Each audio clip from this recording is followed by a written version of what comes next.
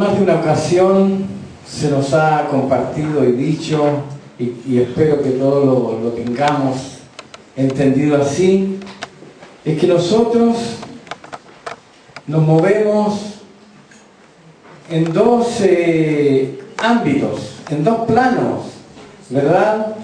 Nos movemos en el plano de lo físico, en el plano de lo tangible, pero también nos movemos en el plano de lo invisible, de lo espiritual.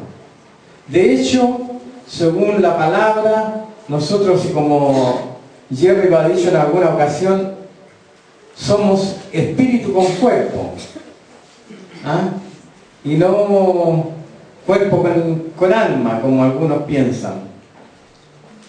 Somos espíritu que habita un cuerpo y que ese cuerpo nos permite entonces interactuar con el mundo físico, pero por sobre todas las cosas somos seres espirituales. ¿Amén? Amén. ¿Les parece que es así o no? Amén. Sí, parece que algunos no están muy convencidos, ¿eh? Parece que algunos todavía creen que descendemos del mono. No, nosotros fuimos creados por Dios. Y Él sopló, dice, su espíritu en nosotros. Así que este cuerpo es solamente el envase, como le gusta decir a Jerry, el vehículo, ¿no?, con el cual nos trasladamos, nos movemos, pero somos espíritu, principalmente y fundamentalmente. Por lo tanto, todo lo que hacemos tiene que ver con la esfera espiritual y afecta también lo material. Y como hemos estado conversando estos últimos domingos, ¿de qué hemos estado hablando? Se me olvidó, a ver. Ah, de la oración, ya. Que es como no tengo mala memoria. Hemos estado hablando de la oración. Y este tema de la oración es tan trascendente, al menos para nosotros, creo que es tan vital, hermanos, que vamos a seguir no sé por cuánto tiempo. Por mí siguiéramos el resto del año, hasta que no solamente entendamos la importancia de la oración, sino que empecemos a orar y a orar y a orar hasta que los cielos se muevan. Ahora, René decía, y en verdad están buenas las oraciones del día lunes, pero igual yo sigo echando de menos a muchos que deberíamos estar ahí. Pero bueno, ese es un paréntesis. Nuestras oraciones entonces afectan el plano de lo visible y también de lo invisible. Nuestras oraciones tienen el poder para cambiar, como hemos compartido, ¿verdad?, nuestras circunstancias, nuestra realidad, para cambiar muchas cosas, pero no solamente en el plano físico, sino también en el plano espiritual. Y yo estaba meditando en esto y venían a mi mente algunos pasajes que quiero compartir con ustedes. El primero es en Ezequiel 22:30. Es un pasaje bien interesante, al menos a mí me lo parece así. Ezequiel 22:30.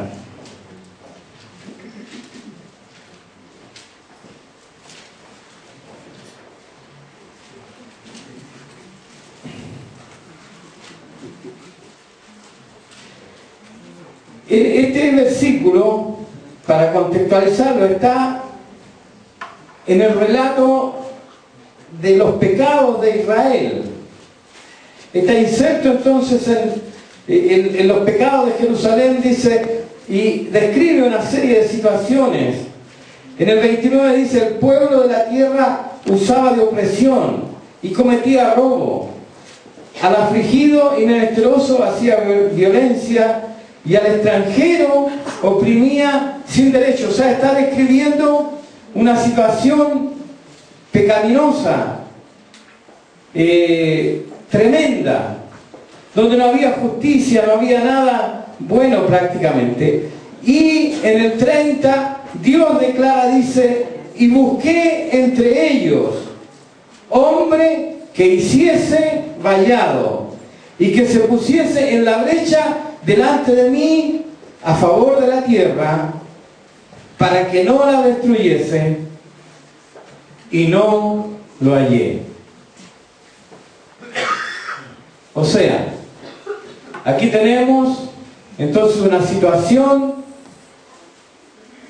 terrible de pecado, de injusticia, donde cada uno hacía lo que mejor le convenía y daba rienda suelta a su maldad, y como dice ahí en el 29, oprimían a los necesitados, a los afligidos, etcétera, etcétera. Y Dios dice, y busqué un hombre, busqué hombre que se pusiese, que hiciera brecha y que se pusiese, que hiciera vallado y que se pusiese la brecha. ¿De qué está hablando? Es medio enredado este pasaje, ¿verdad? Pero ¿de qué está hablando? Está hablando de que Dios buscó a alguien que intercediera por el pecado del pueblo, que intercediera delante de Dios, para que Dios tuviera misericordia y perdonara los pecados y no trajera juicio sobre Jerusalén. ¿Y qué dice? No lo hallé. No lo hallé. No había nadie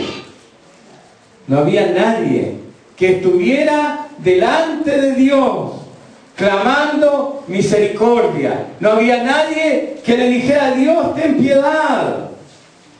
Dios, acuérdate de la misericordia. Nadie estaba preocupado de interceder a favor del pueblo, sino todo lo contrario. ¿Y qué dice en el 31? Por tanto, derramé sobre ellos mi ira, con el ardor de mi ira los consumí. Hice volver el camino de ellos sobre su propia cabeza, dice Jehová el Señor. Realmente, este es un cuadro lamentable, el que encontramos aquí.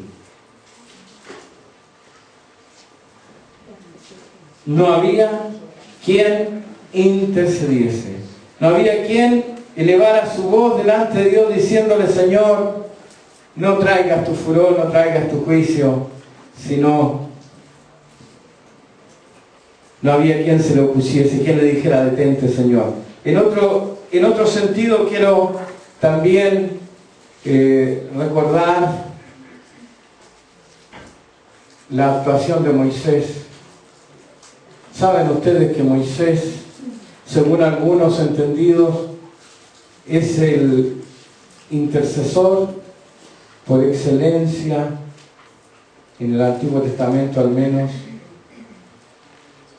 Hay muchos pasajes en el libro de Éxodo, sobre todo, donde Moisés intercede a favor del pueblo. Yo quiero recordar un solo pasaje que de paso les queda de tarea para la casa, para que lo busquen y lo lean. En un momento después que Dios da las tablas de la ley, ¿verdad? Y el pueblo se corrompe, y cuando Moisés baja del monte donde Dios les había dado los mandamientos, encuentra al pueblo adorando un becerro de oro, un buey de oro, que ellos mismos habían fabricado, y Moisés rompe las tablas en un arrebato también de enojo santo, diría yo. Pero luego Moisés vuelve a la presencia de Dios, y Dios le dice, ¿sabes qué? Le dice, voy a hacer algo bien hecho.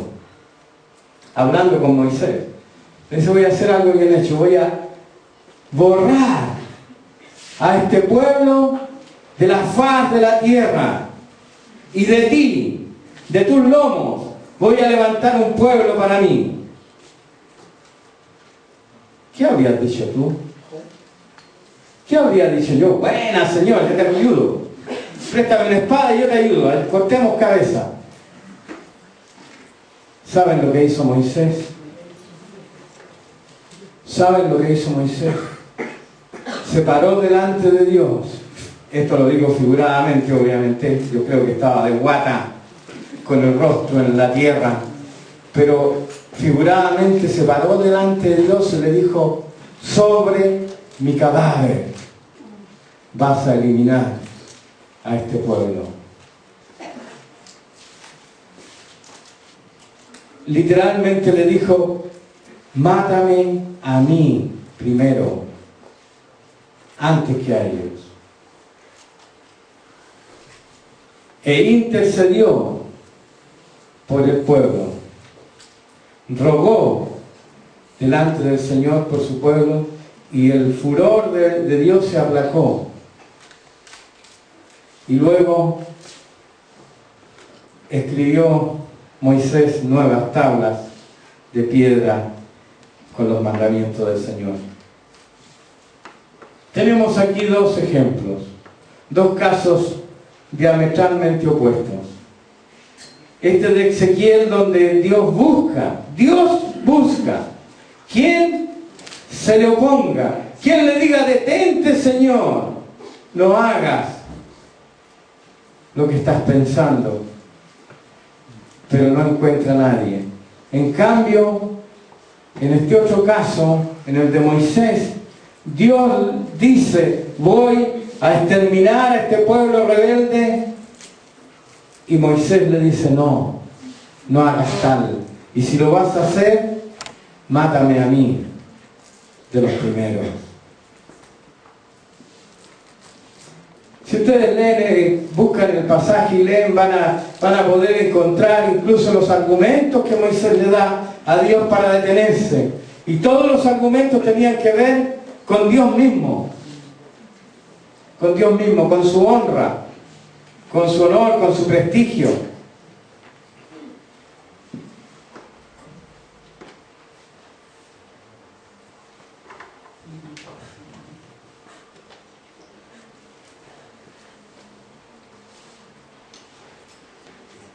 Vamos a leer en Mateo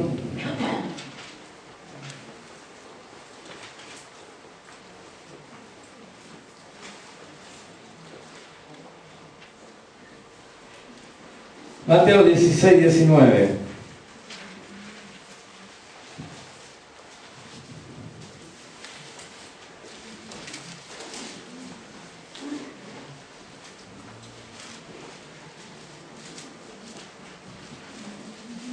Este versículo está en el contexto de la confesión de Pedro. Me imagino que todos conocemos bien el pasaje. Cuando Pedro le dice a Jesús: tú eres el Cristo, el Hijo del Dios viviente. Y Jesús le dice: bienaventurado es Pedro, hijo de Jonás, porque no te lo reveló sangre ni carne, sino mi Padre que está en los cielos. Y ahí le dice entonces lo que sigue. Y en el 19 le dice: y a ti te daré las llaves del reino de los cielos. Y todo lo que atares en la tierra será atado en los cielos, y todo lo que desatares en la tierra será desatado en los cielos. Y luego, en Lucas, en el capítulo 11,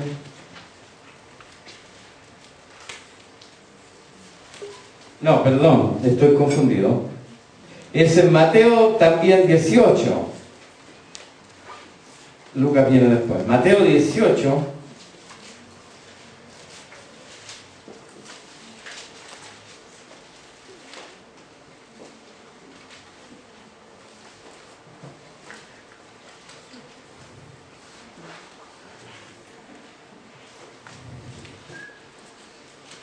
Del 15 al 20.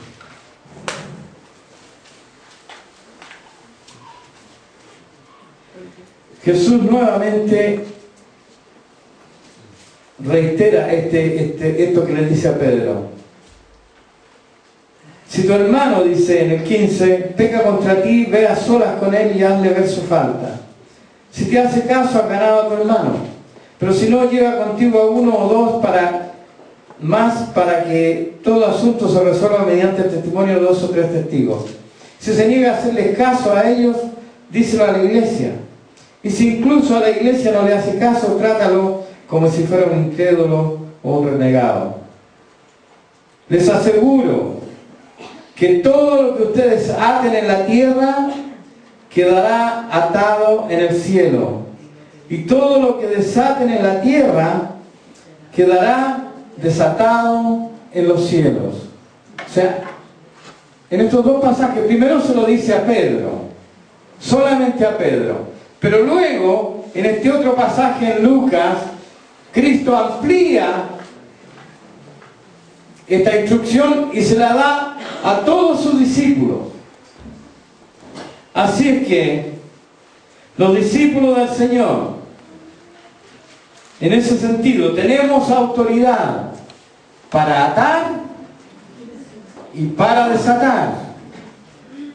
Y todo, dice, lo que atemos en la tierra va a ser atado a los cielos. Nuestra tendencia natural, diría yo, es pensar que funciona al revés. Generalmente nosotros tendemos a pensar de que lo que es atado arriba también es atado abajo. Pero Cristo aquí dice lo contrario. Lo que nosotros atemos en la tierra va a ser atado en los cielos. Y lo que nosotros desatemos aquí en la tierra va a ser atado, o sea, desatado en los cielos. La responsabilidad de atar y desatar está en nuestras manos. ¿Y cómo se hace eso? No hay que andar con cordeles. Yo ando con un cordel en la camioneta, pero no es para eso. ¿Cómo se hace esto? Orando, ¿verdad? Intercediendo. Yo digo, mientras voy a decir algo, a lo mejor teológicamente no muy correcto, pero yo digo, si Satanás está suelto, si las tinieblas están sueltas, si los demonios andan pululando por ahí haciendo de las de Kiko y Caco, como dirían, es porque la iglesia no está atando lo que debe atar. Y obviamente tampoco está desatando lo que debe desatar. ¿A qué se refiere esto?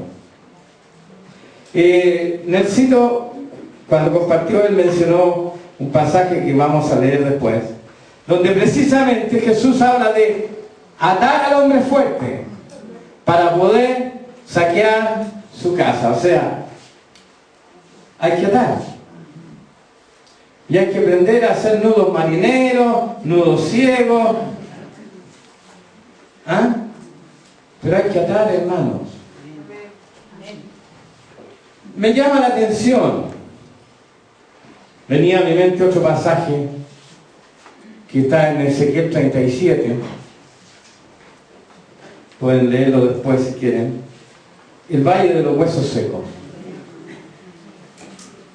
Y mientras miraba ese pasaje me llamaba la atención algo.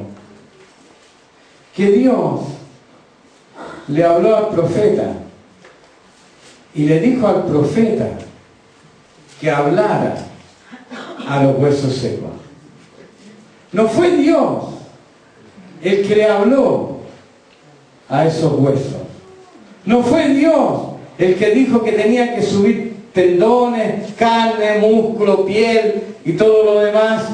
Y no fue Dios el que enseguida ordenó al Espíritu que viniera sobre ese ejército que se había formado a partir de esos huesos, sino que Dios instruyó al profeta Ezequiel para que declarara la palabra y para que a través de la palabra profética de Ezequiel esos huesos se juntaran cada hueso con su hueso y luego subiera carne, tendones, piel, todo lo necesario hasta llegar a ser, como dice ahí el pasaje, un ejército. Y luego Dios instruye a Ezequiel para que Ezequiel ordene al Espíritu que venga sobre ese ejército. ¿Qué me indica esto a mí? De que hay cosas que Dios quiere hacer, pero que depende de ti y de mí. Que quiere que tú y yo estemos involucrados y que nosotros declaremos su voluntad para que sea hecha. Obviamente esto de atar y desatar, como vamos a ver, no es caprichoso. No es lo que a mí se me ocurre. Pero tenemos, hermanos, una responsabilidad en cuanto a la oración, que es interceder, es, por así decirlo, darle pega a Dios.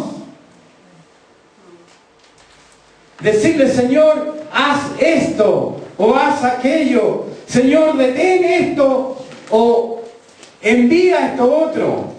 Y Dios lo va a hacer. ¿Qué dice su palabra? En este mismo pasaje, y es interesante, luego de declarar Cristo, les aseguro que todo lo que ustedes aten en la tierra quedará atado en el cielo, y todo lo que desaten en la tierra quedará desatado en los cielos. Él dice, además les digo que si dos de ustedes en la tierra se ponen de acuerdo sobre cualquier cosa que pidan, les será concedida por mi Padre que está en el cielo.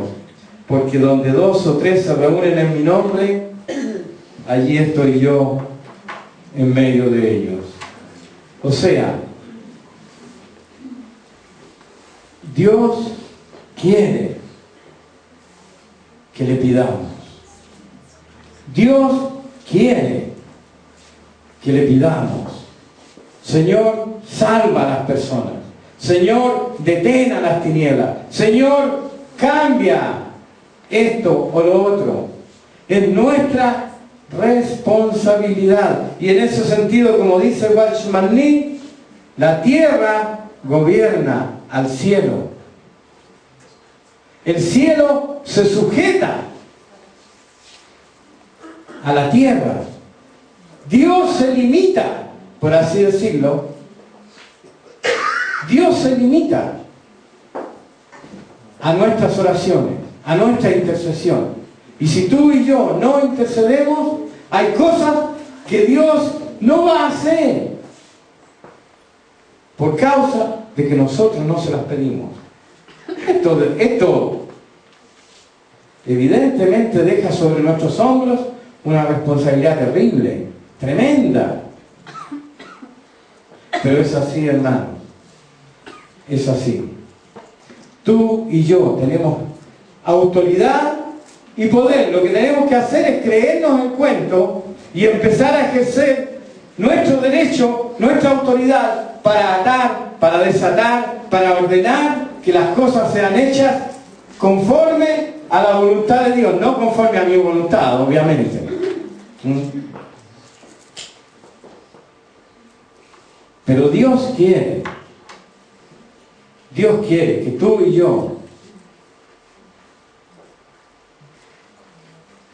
intervengamos, tengamos participación activa en sus planes, en sus propósitos.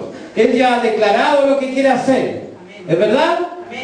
¿Tú sabes qué es lo que Dios quiere hacer? ¿Cuáles son los planes de Dios? ¿Los conoces? Deberías conocerlos. Nosotros sabemos, debemos saber lo que Dios quiere hacer. Y si lo sabemos, debemos decirle, hazlo, Señor. Debemos interceder delante de Él cada día, diciéndole, Señor, hazlo, hazlo, hazlo. ¿Saben lo que pasa? ¿Y saben por qué esto es tan difícil? Porque tenemos un enemigo. Ya también eso se mencionó por ahí. Y el diablo obviamente no quiere que nosotros ejerzamos lo que Dios nos ha dado. No quiere que usemos el poder y la autoridad que Él nos ha dado.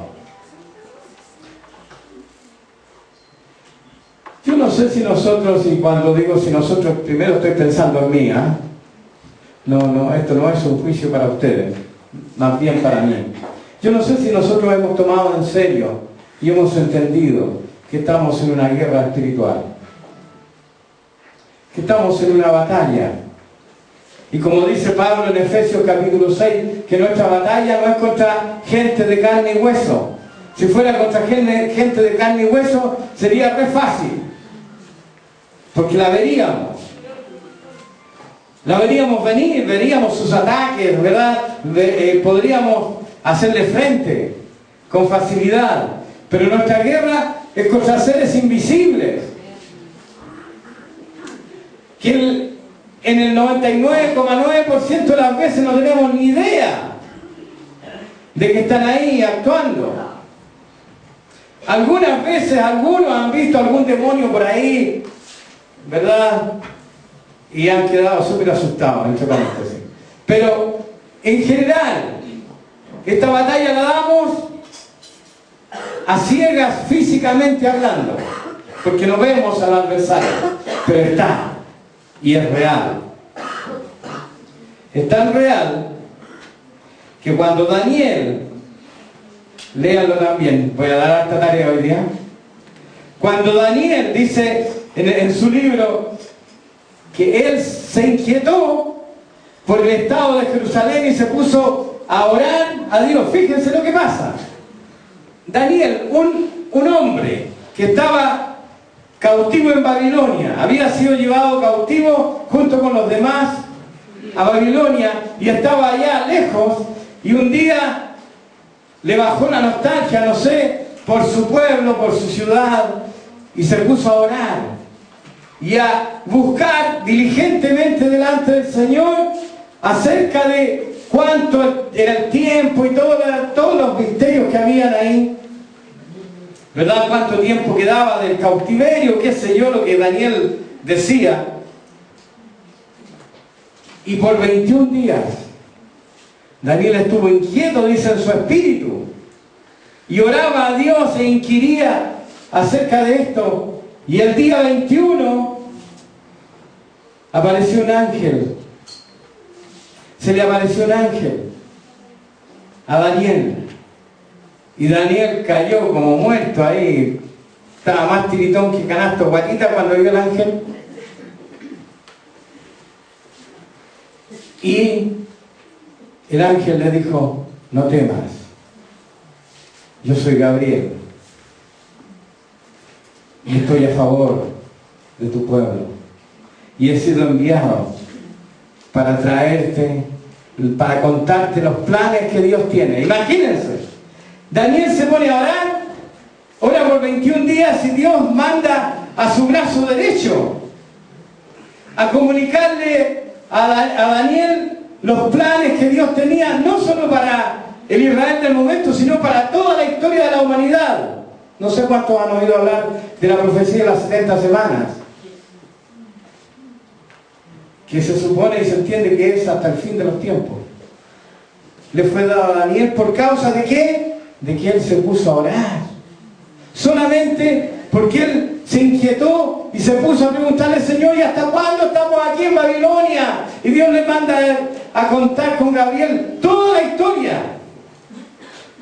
Pero hay algo más todavía entre medio, porque Gabriel le dice: ¿sabes qué? El primer día que tú dispusiste tu corazón, Dios me dijo: anda. O sea, Gabriel salió el día 1 del cielo para traerle la respuesta a Daniel, pero llegó el día 21. ¿Qué pasó entre medio? Gabriel le dice: pero cuando venía para acá, se me apareció el príncipe de Persia. ¿Quién era el príncipe de Persia? ¿Era un hombre?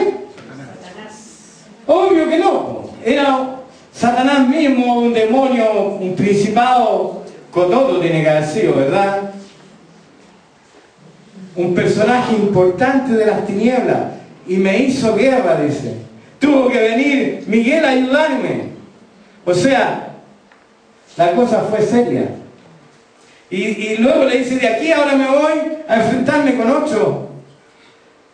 Hay guerra, hermanos. Lo que quiero con este pasaje mostrarles, con esta historia, que hay una batalla en los cielos.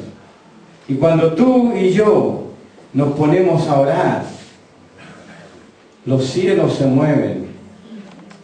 Los cielos se mueven a favor nuestro, a favor de aquellos por quienes intercedemos, a favor de los que se pierden por causa de nuestra oración.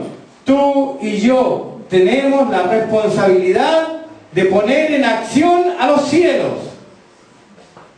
Suena presuntuoso, pero es así.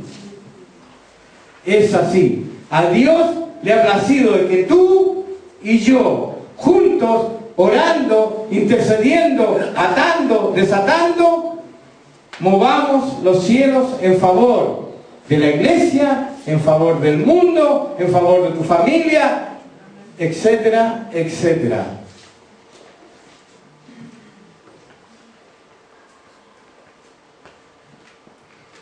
No sé si logro transmitir esto, pero es una responsabilidad grande. Perdónenme que diga lo que voy a decir, pero a veces nosotros nos estamos farreando, hermanos. Creemos que estamos en Hawái, creemos que estamos de vacaciones, creemos que tenemos la hamaca, el buen libro y el jugo ahí al lado y relajados nos abanicamos, cuando hay una guerra que luchar en los aires a nivel espiritual. ¿Se imaginan a alguien en este momento, en ese país donde hay conflictos? ¿Se imaginan que alguien pudiera estar así, abanicándose en su hamaca, tranquilamente, ¿verdad? Ahí en Siria, mientras las bombas caen, mientras las balas truenan. ¿Se imaginan que alguien pudiera estar en esa actitud? Relajado ahí, con short, no sé, bien bronceado, tomando sol. Yo creo que no. Sería una escena media grotesca, ¿no es cierto? Sería como andar más perdido que la guagua de la comedia. Y más de alguien tendría que decirle, oye, ubícate vos, si aquí estamos en guerra, vos. Esta es una guerra en serio. Las balas son de verdad y matan. Y vaya que hemos visto que matan. Hermanos, nosotros estamos en guerra. Y aunque tú no te des cuenta, y aunque yo no me dé cuenta, nuestro adversario no está jugando.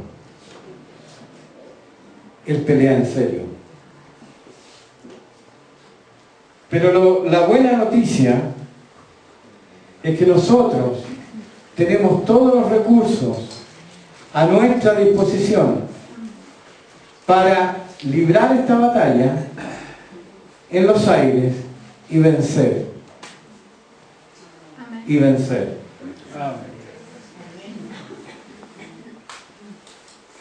Depende de nosotros. Depende de nosotros. Tenemos el mayor arsenal que podríamos imaginar. El mayor arsenal que podríamos imaginar. O sea, ni las bombas atómicas, ni los tanques, ni nada de eso se compara con las armas que nosotros tenemos. ¿Qué dice la palabra? Que las armas de nuestra milicia no son carnales, sino poderosas en Dios para la destrucción de fortalezas, para derribar fortalezas y para derribar toda altivez que se opone al conocimiento de Jesucristo. Pero ¿quién tiene que hacerlo? ¿Quién tiene que hacerlo? Nosotros. Nosotros. Están las armas ahí, disponibles. Tenemos que puro tomarlas y accionar. Y eso se hace en oración. Eso se hace clamando al Dios de los cielos que haga lo que Él se ha propuesto hacer.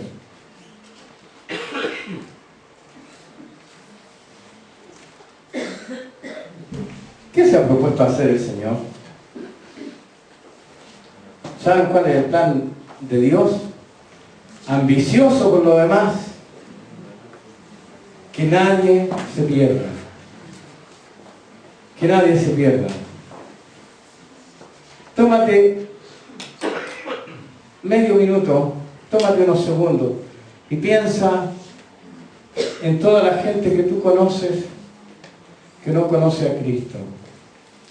Amigos, familiares, vecinos, compañeros de trabajo, qué sé yo, gente con la cual interactuamos esporádicamente, pero toda esa gente con la cual de una u otra manera nos relacionamos y que no conocen a Cristo. ¿Sabes qué? Dios quiere salvarles. Dios no quiere que se pierdan ellos.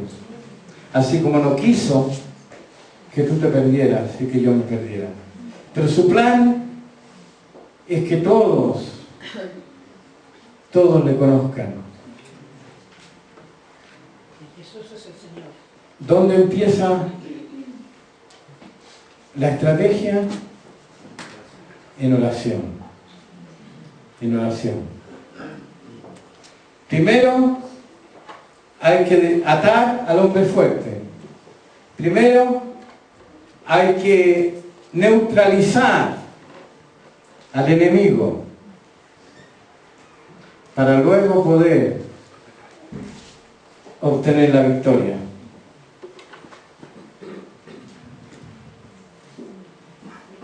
Mateo 12:29.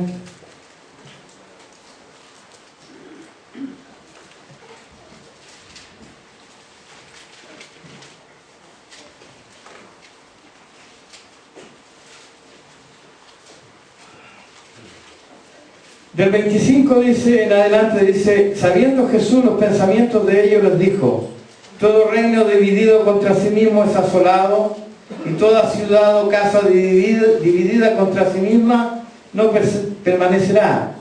Y si Satanás echa fuera a Satanás, contra sí mismo está dividido. ¿Cómo pues permanecerá su reino? Y si yo echo fuera los demonios por Beelzebú, ¿por quién los echan vuestros hijos? Por tanto ellos serán vuestros jueces. Pero si yo por el Espíritu de Dios echo fuera los demonios, ciertamente ha llegado a vosotros el reino de Dios. Porque ¿cómo puede alguno entrar en la casa del hombre fuerte y saquear sus bienes si primero no le atan? Y entonces podrá saquear su casa. El que no es conmigo, contra mí es, y el que conmigo no recoge, desparrama. ¿Qué estamos haciendo nosotros? ¿Estamos recogiendo o estamos desparramando? Si no estamos recogiendo con el Señor, estamos desparramando. Necesitamos, hermanos, tener ese discernimiento para darnos cuenta de que, como yo decía, Satanás nos juega. Él está en serio, en guerra contra los hijos de Dios. Lucas capítulo 11 y versículos 21 y 22 tienen que ver con lo mismo.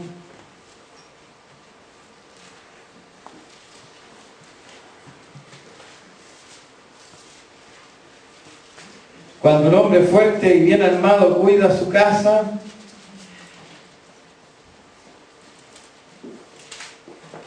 cuida su hacienda, dice, sus bienes están seguros. Pero si lo ataca a otro más fuerte que él y lo vence, le quita las armas en que confiaba y reparte el botín. ¿Quién es más fuerte? ¿Quién es más fuerte? ¿El que está en el mundo o el que está con nosotros? Y entonces, ¿por qué no atamos al enemigo? Entonces, ¿por qué no despojamos su casa? ¿Por qué no saqueamos? Muchas veces pareciera que fuera al revés, hermano.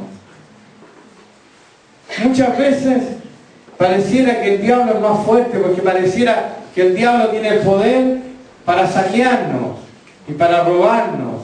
Y cuando digo esto estoy pensando en que muchas veces vemos personas que son sacadas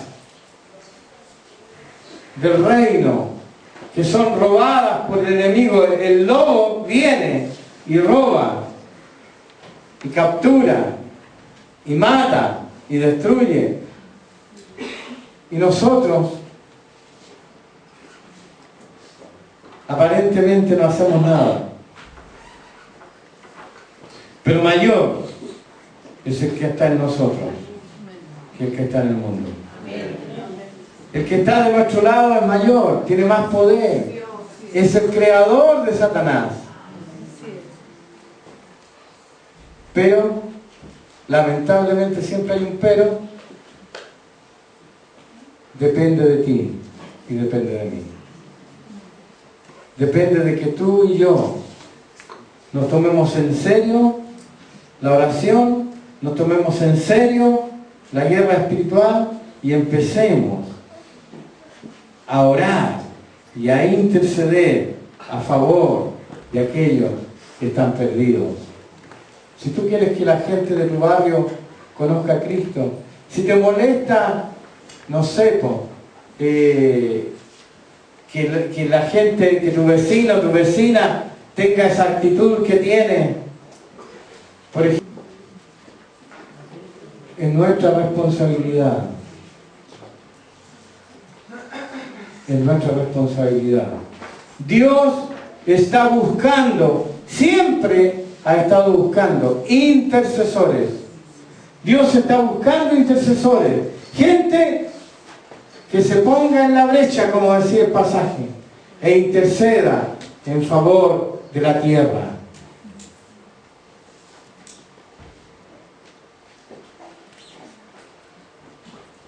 ¿Qué vamos a hacer nosotros? Así que mañana espero que aquí esté lleno. No. Dios quiera que sí, Dios quiera que sí. Pero esto no es solamente del día lunes. Esto es de todos los días. En tu hogar, en tu trabajo. Pídele al Señor que te dé discernimiento. Pídele al Señor que te guíe, que te enseñe a orar, como dijeron los discípulos, enséñanos a orar, porque a veces ni siquiera sabemos orar. Y lo único que hacemos es pedirle, Señor, dame ropa, dame comida, dame vestido. Eso el Señor ya lo sabe. No necesitas pedirle ropa, comida y vestido. Es más, el Señor dice que Él sabe y te lo va a dar aunque no se lo pidas. El Señor te tiene aquí, a ti y a mí, nos tiene para cosas mayores que estar pidiendo ropa, comida y vestido.